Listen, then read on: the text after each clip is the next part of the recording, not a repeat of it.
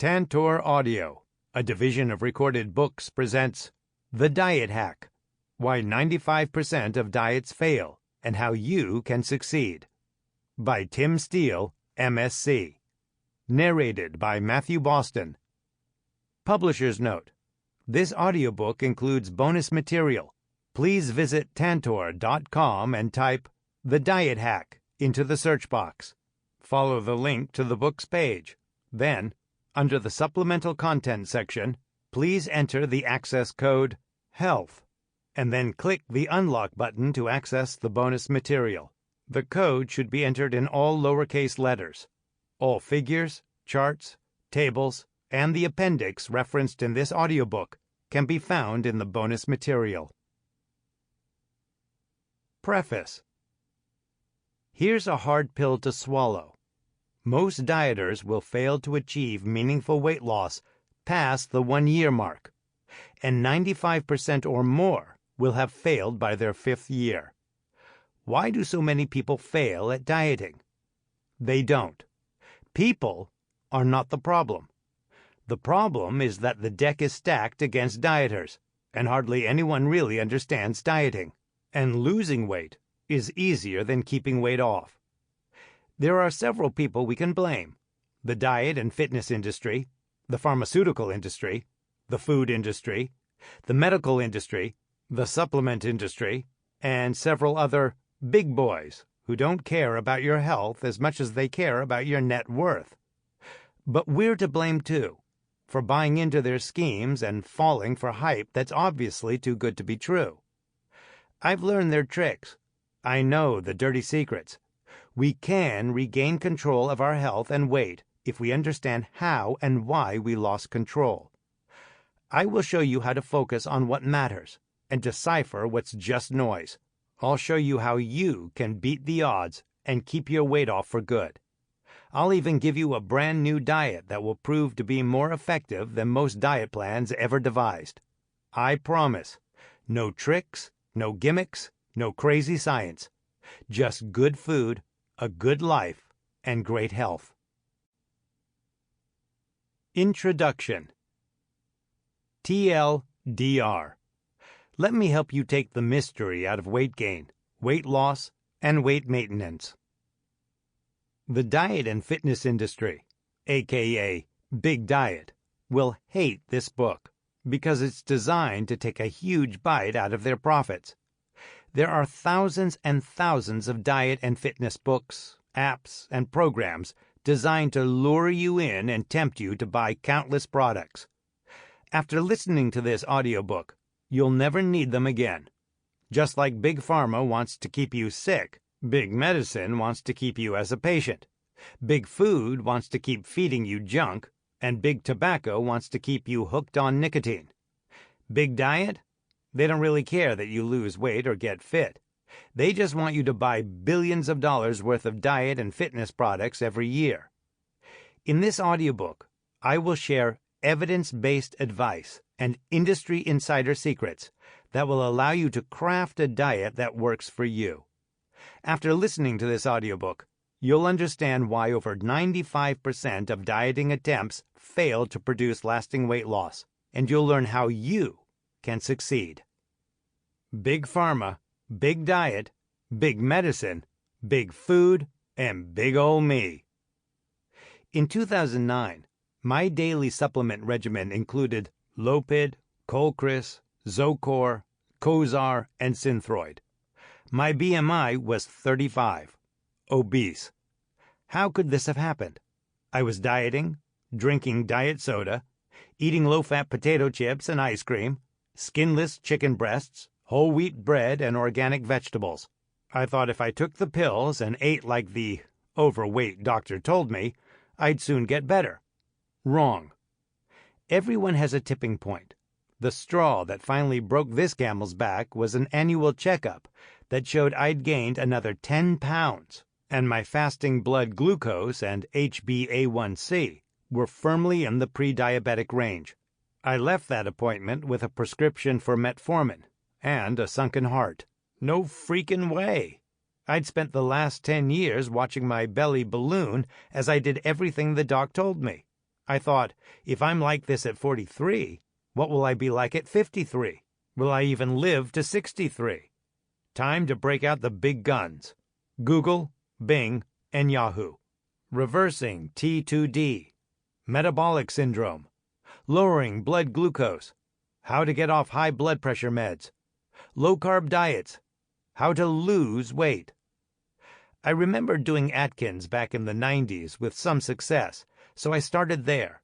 I ate lots of butter and steak for a couple weeks and lost a few pounds, but my gouty big toe had other plans. I joined an Atkins support group and realized I'd been doing it all wrong. After a couple more false starts, I came across the concept of paleo dieting, eating as our ancestors did thousands of years ago. Instead of lean chicken, I was eating 2 big fatty steaks for dinner along with piles of steamed veggies and some fruit. I stopped buying low-fat packaged food and just ate real, whole food, fat, skin and all. Nuts, berries, and jerky were my new snacks. The enemies were potatoes, bread, rice, cheese, and any food unavailable 10,000 years ago. After I'd lost a few pounds, I felt like exercising again. The paleo diet is big on exercise and sleep. I went from not being able to do a single pull-up to doing 20 within a short time. I was in bed by 10 p.m. every night and slept in complete darkness. It worked. Within 6 months, I'd lost over 40 pounds and was off most of my meds. But then, my weight loss stalled and my digestion suffered. So I regrouped and realized I was missing fiber from non-paleo foods such as beans, rice, potatoes, and grain. I slowly started eating wholesome foods again. Carbs be damned. After another 6 months, I'd lost another 40 pounds and was at my goal weight, a weight I've maintained for almost 10 years now. During this time, my thinking of what constitutes the best diet has evolved. I learned very quickly that the advice that helped me did not help everyone. For the past 10 years, I've been studying different diet plans and watching the diet industry evolve. I've been active in dozens of weight loss boards, fitness forums, and Facebook groups. I've made thousands of comments on various blogs, and I've appeared in several podcasts. I presently host 3 popular health blogs, Vegetable Farm, The Potato Hack Chronicle, and The Diet Hack. And I have a best-selling book, The Potato Hack, Weight Loss Simplified. It's horrendously daunting to search for diet plans on the internet. You don't know what's real and what's a scam. We are continually bombarded on TV, radio, and browsers with ads for different diets. We are lured in by the sexy, slim bodies and promises of instant weight loss without hunger, instant abs without sweat, and effortless health with the right supplements. I suffered through gout, fatty liver disease, gallstones, high blood pressure, high triglycerides, high cholesterol, prediabetes, and hypothyroidism. I found what worked for me. Now I'm writing this book to take the mystery out of diet and exercise and to help you find a plan that works for you. You'll learn how to create your own diet with elements from all the best plans available. Dieting is much more than simply eating the right foods. Some diet plans are really good. Some are just plain awful. So let's take a close look at what makes a good diet plan and how you can find one that suits you. By the time you're finished with this audiobook, you'll know how to make the right diet work for the rest of your life. Part 1. The Obesity Epidemic. Introduction to Part 1. I'm not a doctor or a nutritionist. I spent the first 21 years of my adult life as an airman in the United States Air Force, and the past 15 years working with electronics in a large hospital in Alaska. During this time, I earned a master's degree in biotechnology and started a biotech consulting company from my home, less than 200 miles away from the Arctic Circle. I learned a few things along the way. It's easier to fly a Mach 1 than it is to eat right. It's easier to harness 12,470 volts of electricity than it is to lose weight.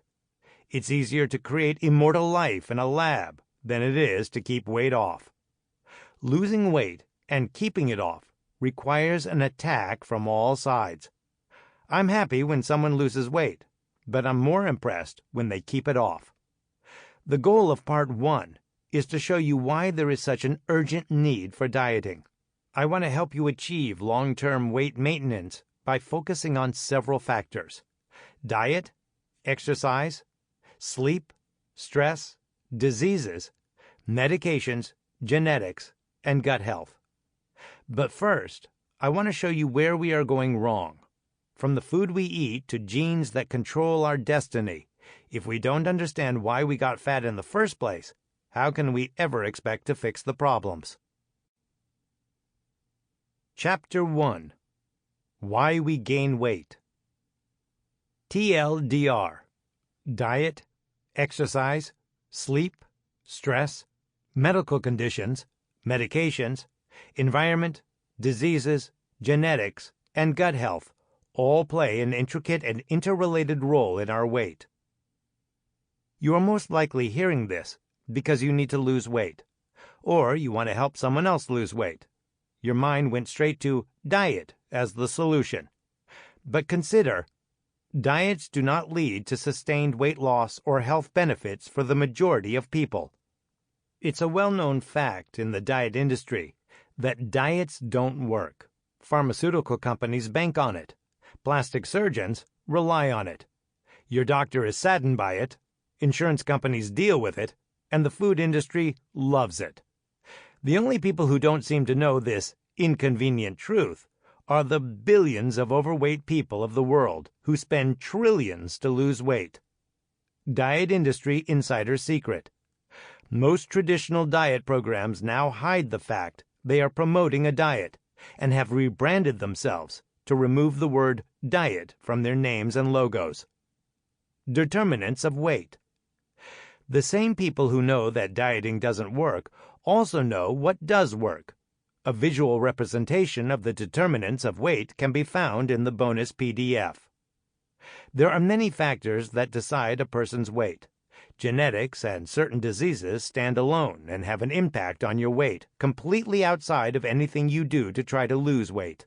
Your genes will mostly determine where you store fat and how much muscle you can ever hope to gain.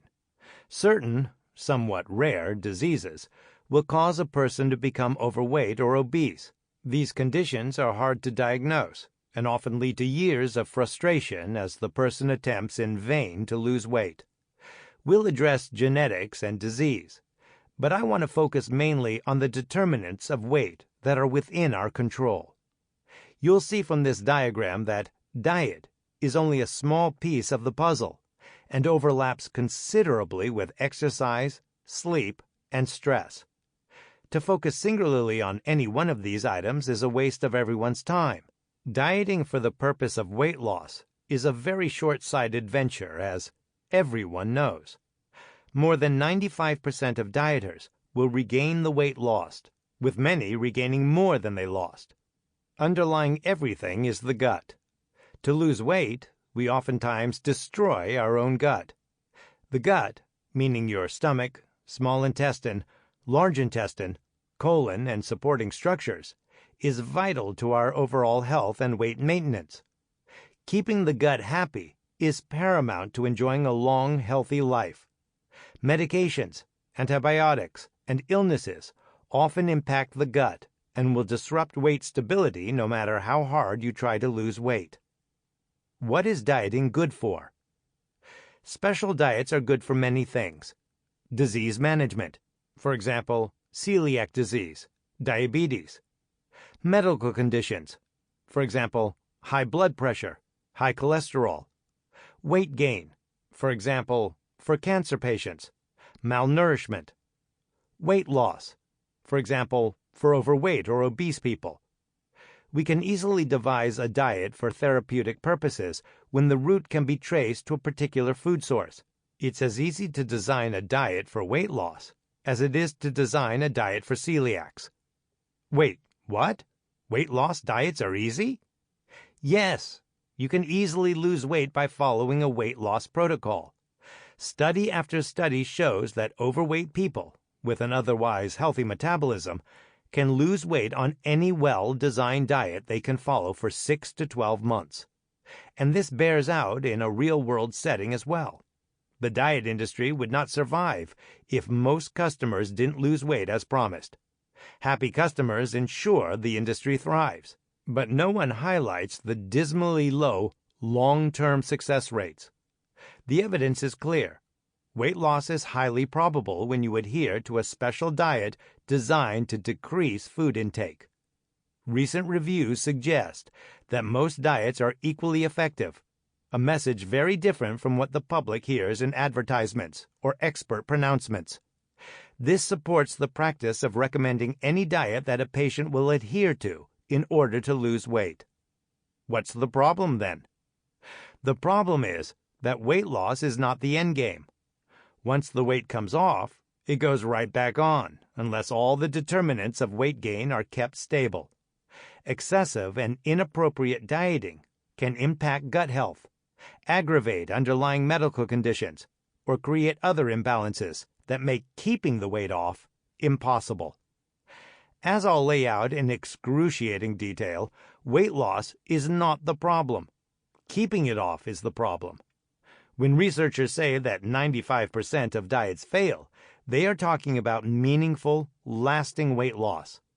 Some put the number even higher, estimating that only 1 to 3% of dieters successfully keep their weight off. Weight loss industry insider secret. While hundreds, if not thousands, of weight loss strategies, diets, potions, and devices have been offered to the overweight public, the multifactorial etiology of overweight challenges practitioners, researchers, and the overweight themselves to identify permanent, effective strategies for weight loss and maintenance.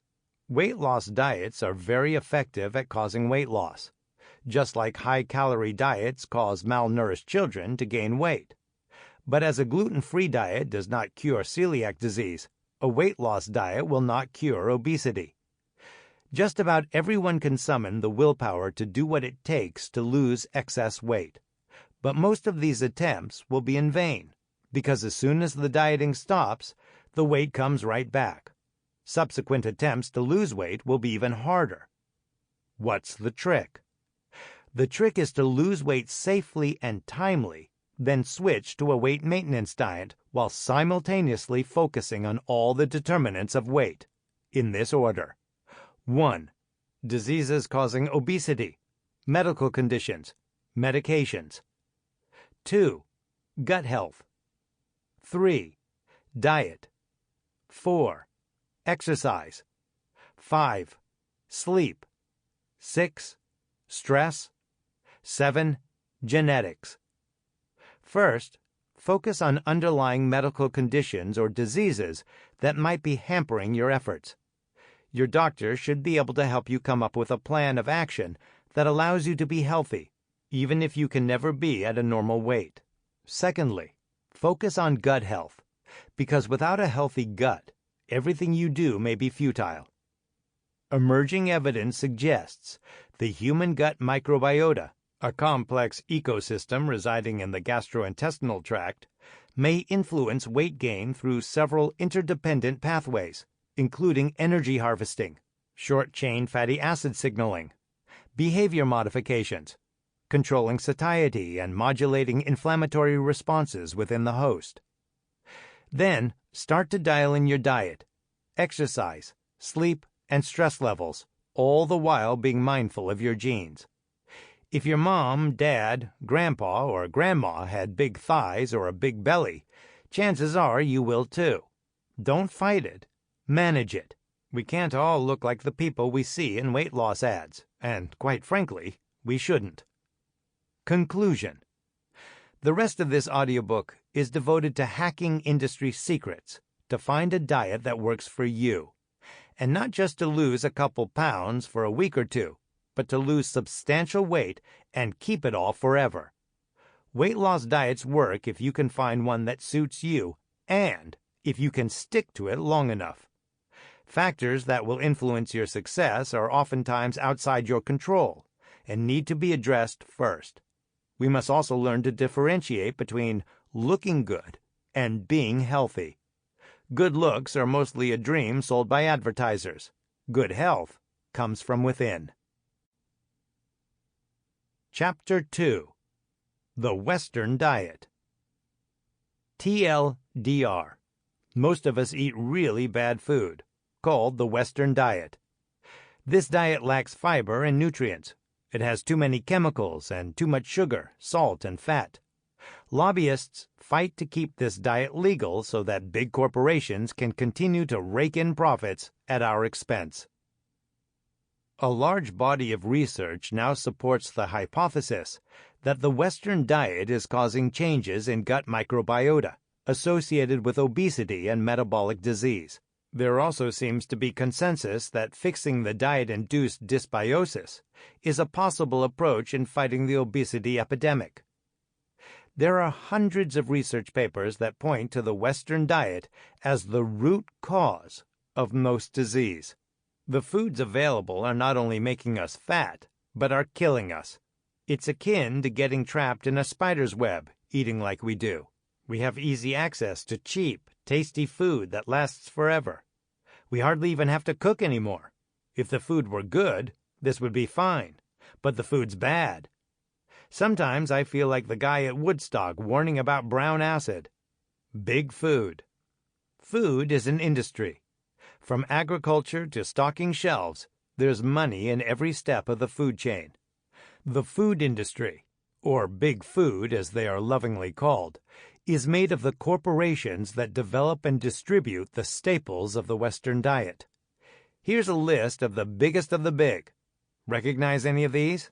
I'll bet nearly all these companies have shelf space in your pantry right now. Go look. Am I right?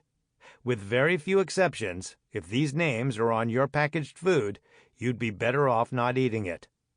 Campbell Soup Company, ConAgra Foods, General Mills, Hain Celestial Group, the Coca-Cola Company, the Hershey Company, Hormel, Ingredion, the J.M. Smucker Company, Kellogg's, Kraft Heinz, Keurig Dr. Pepper, Mars Incorporated, T. Marzetti Company, McCormick & Company, Monarch Beverage Company, Mondelez International, PepsiCo, Pinnacle Foods, Post Holdings, Rich Products, Seaboard Corporation, Treehouse Foods, Tootsie Roll Industries, Tyson Foods, White Wave Foods, Zevia.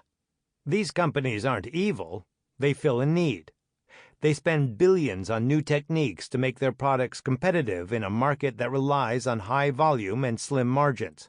My foray into the world of biotechnology helped me to understand exactly what lengths these companies go to in creating the perfect foods for Western tastes. We can use their tricks to our favor, but first let me show you just what's going on. Please keep in mind that these companies also bring us great food as well. They will happily provide us with organically grown papayas and hormone-free, free-range meat just as quickly as they will fill our larders with chemically flavored snacks that will sit in a pantry for a decade without spoiling. It's up to the consumer to identify what's healthy and what's not. Processed food. In our desire for quick, cheap meals, we've created a huge demand for processed food. Most people have no idea the degree of processing that food undergoes. Over 75% of the modern diet, on a calorie-per-calorie basis, is made up of industrially formulated food. This food is low in nutrients and vitamins, and it drastically alters a healthy gut. The fiber and natural nutrients that make humans healthy are replaced with man-made vitamins and minerals that minimally conform to government specifications. Chemically altered fat, man-made sugar, and heavy doses of salt are used along with chemical flavor enhancers, colors, and food additives to make processed food hyperpalatable and addictive.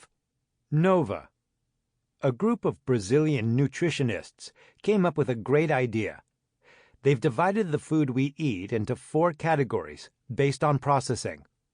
They call this classification system NOVA. NOVA is a name, not an acronym. It means A star burning bright. Nova recommendations. Eat mostly from Group 1, flavored with Group 2. Eat sparingly from Group 3. Avoid Group 4. Most of us have spent our lives eating mostly Groups 3 and 4. When you go through these food lists, it becomes clear where our problems lie. The problem is not too many potatoes, it's too much other stuff. It irks me to no end to see a popular diet that bans beans and rice, but allows energy bars and bacon. Group 1. Unprocessed and minimally processed food. Unprocessed food is found around the edges of the supermarket. Fresh fruit, vegetables, beans, rice, pasta, eggs, meat, fish, milk, and freshly made bakery goods. Most grocery stores have tons of unprocessed foods at our beck and call, but the siren song is from the many aisles of healthy cereals, snacks, and quick meals. Organic food might be a step in the right direction, but conventional produce is fine if washed well. Sometimes it just gets to be too much to take in, but the crux of the argument is that we should be eating mostly unprocessed and minimally processed food. Just because a vegetable might have traces of pesticides does not mean it's entirely bad. It's not optimal, for sure, but it's better to buy veggies and wash them well than to buy a can of meal replacement adult formula. Buy all organic if you can afford it. Better yet, grow your own or befriend a farmer. Group 2. Processed ingredients.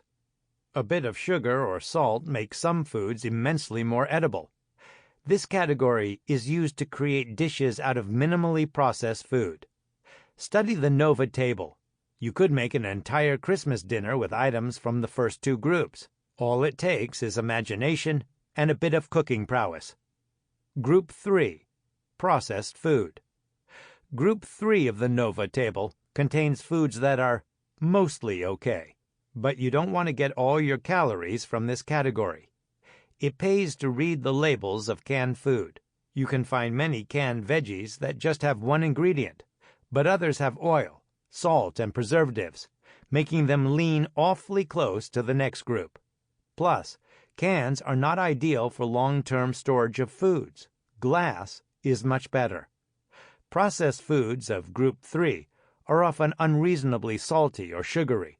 Preserving food in salt and sugar used to be an important part of food security, but now we just like the taste of salt and sugar a bit too much. Frozen foods are much closer to fresh than canned, especially when canning uses salt and other additives. Processed meats also have their own issues. Nitrates, salt overload, and other preservatives, even if natural, are not ideal to eat to the exclusion of fresh meat. Use processed foods to augment the minimally processed foods in your meals, or as small snacks and treats. Group 4. Ultra-processed food. Ultra-processed food has low nutritional quality and contains numerous additives, packaging contaminants such as BPA, and chemical alterations from production, processing, and storage. Ultra-processing is used to create food items that are easy to ship and last nearly forever. These foods are marketed as ready-to-eat, microwavable, and instant. More money is often spent on the packaging and advertising than the food itself. This requires the addition of firming, bulking, anti-bulking, defoaming, anti-caking, and glazing agents, emulsifiers, sequestrants, and humectants. These foods are designed to compete with unprocessed food for your attention and money. Who hasn't considered the merits of bananas compared to 100-calorie snack packs of potato chips for your lunchbox? Ultra-processed food fills most of the aisles in your grocery store. Think Pop-Tarts, Captain Crunch, Wonder Bread, and Lean Cuisine. Many ultra-processed foods are made entirely of sugars, oils, and refined wheat, three of the world's cheapest foods. They contain many substances that exist merely to fool your taste buds: hydrogenated oils, modified starches, protein isolates, and other concoctions. Think Ho-Hos, Diet Pepsi, Doritos, and Hawaiian Punch. Vegetables and meats are precious. Sample complete. Ready to continue?